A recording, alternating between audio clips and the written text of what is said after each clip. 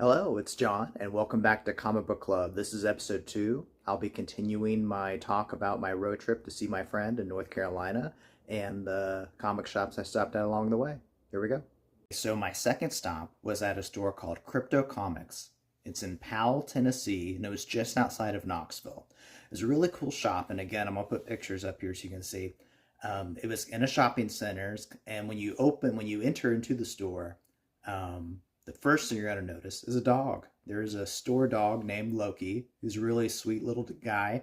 He doesn't really bother you. He comes up, he smells you, and he kind of just walks around, plays with his stuff. And it's just a nice little dog. And then when I was looking up comic shops to go to, that was one of the first thing I saw in the reviews. Everyone loved the dog. So when you go, make sure you stop and say hi to Loki. The people running it was a nice older lady and I think a grandson. And it seemed like she was manning the store for her husband. She mentioned that he was at a convention or something, and she's kind of referred to him as the person who kind of like sets prices and runs things there. The shape of the shop was what really intrigued me. It was almost set up like it was a long box, and that it was just a big, long, and thin store. And on the right side, all along the wall, were all their new comics. On the left side along the wall, there were all their pops and stuff. And then in the middle, they had this big rack of nothing but their back issues, and that kind of went on to the other side underneath the pops as well. And they had a lot of other collectibles, but that was just kind of like, I was there for maybe 30 minutes, 45 minutes, just kind of browsing through the back issues, but that just kind of caught my eye about it. It was a nice store. The prices, as far as like the comics themselves, weren't bad. I think most comics I saw were $2.99 or $3.99. When I went to check out, though, she mentioned that the guy running it now started charging for bags and boards. The comics were already bagged and boarded, which I understand that, but it kind of like added $2 to almost every comic. I thought about asking, well, what would the price be if I didn't bag and board and just take them all out? Because I always rebag and board my comics anyways. But, you know, I was just passing through and I was kind of anxious to get back on the road. And I was excited about what I got, so I didn't really push it. But if I was a local there, that might be a question I asked to see if I can keep the regular price there. It might not be negotiable, because I understand you have to invest into buying all these bags and boards for your comics and stuff like that. So I don't know, it's just something to think about if you actually do go and visit. The prices are nice, but remember, you're going to be asked to pay for the bags and boards as well. Okay, so as I start the comics for this one, I have to mention that one of my goals going on as a comic buyer is to be finding the rest of the new Defenders. So there was the Defenders series that was Hulk, Silver Surfer, Namor, and Doctor Strange. But then later on, they added other characters, and then it became the new Defenders. And what I like about this section of the comics is that it featured Beast and Iceman and Angel.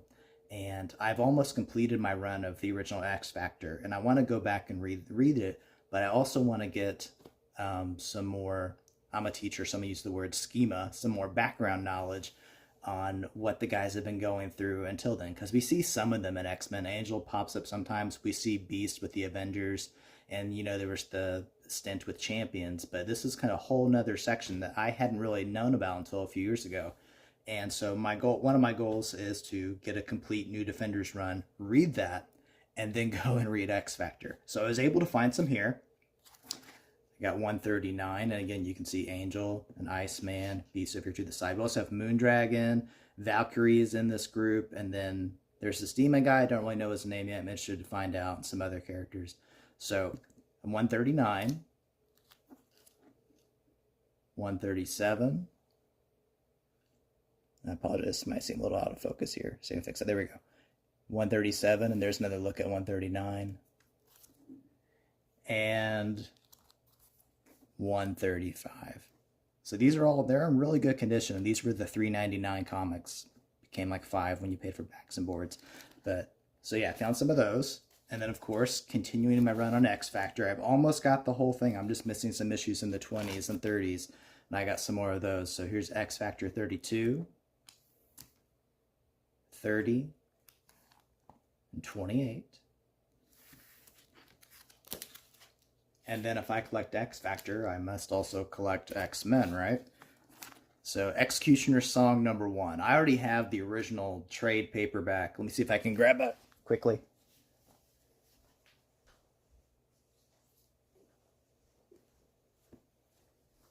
I have that amazing 90s Executioner song graphic novel, but I want to get all the single issues too, for nothing else, just to get the cards, because I'm a trading card collector as well.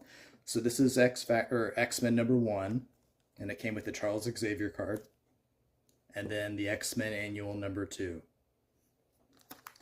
But that wasn't all the X-Men I found. I had recently gotten an almost complete run of X-Men The Hidden Years with John Byrne, and that kind of got in my head. I would like to get those original stories. I have them all digitally, and I have a couple that are graphic novel or trade paperback formats of it, and I have the facsimiles of like X-Men #1. But, you know, just getting those original Silver Age issues is going to be a near impossibility for my price range. But then I came across these. I had forgotten about this in the 90s, the X-Men, the early years, reprinting those early comics. So you get new covers, but it's the same art inside, which is great. And I've read all these before, but it's just fun to have the actual issues now. So X-Men #2, #3, #4, #5, and then #13 and #14. So, really cool run of X-Men the early years. And then the last couple that I picked up were Mighty Thor featuring Quasar. This is #437. And then I have some Spider-Man comics that I picked up. So this is Spider-Man Black Costume featuring Sabretooth. So this is Spectacular Spider-Man #119. And then we have She-Hulk and the Avengers here. This is #168, Spectacular Spider-Man. And then there is this Spider-Man saga where they're kind of doing like the history of just Spider-Man. You know, there's been those history of Marvel comics. There's this who's who in DC Comics, the history of the DC Universe, I think just came out with Mark Waid. This is one just for Spider-Man that came out in the 90s, kind of giving people background on all the Spider-Man history. I guess, I don't know if this was before the clones. Yeah, this is 1991. So if you were someone that jumped in and around the clone saga of Spider-Man, you can go back and find these and know what's going on. So #3 and #2 from that. So all in all, it was a fun stop at Krypto Comics. Again, the prices, they're great per book. Just remember you're buying boards and bags too, which again, I can't fault the guy for, but just make sure you're aware of that before you go. All right, and I'll see you again on my next stop.